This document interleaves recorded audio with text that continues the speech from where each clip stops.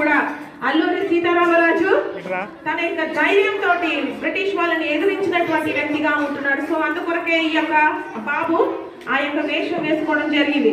So మీరు కూడా ఎప్పుడైనా కూడా ధైర్యము పట్టుదల కలిగి ఉండాలని ఆకాంక్షిస్తున్నాం. పాఠశాల పక్షాల పిల్లలందరూ కూడా మన నిజాయితీగా ఉన్నప్పుడు ధైర్యంగా ఉండొచ్చు.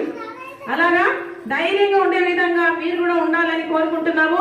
అలాగే ఇక్కడ ఉన్నటువంటి ఆర్మీ పీపుల్ ఉన్నారు.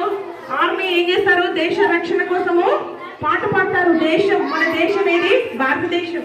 సో వీళ్ళు ఆర్మీ ప్రజలు భారతదేశానికి రక్షణగా ఉండి వీళ్ళు ఎప్పుడు కూడా కాపాడుతుంటారు. మీరు కూడా రాబోయే రోజులలో ఆర్మీ ఆఫీసర్స్ గా స్థిరపడాలని కోరుకుంటున్నాము.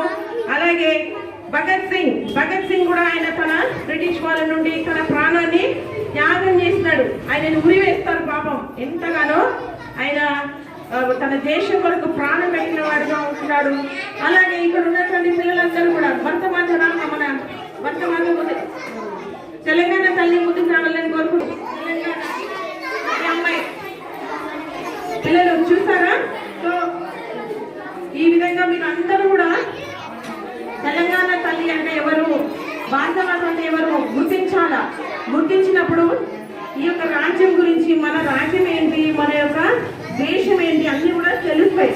సో ఈ విధంగా ఒక 1 by 1 వెళ్ళండి.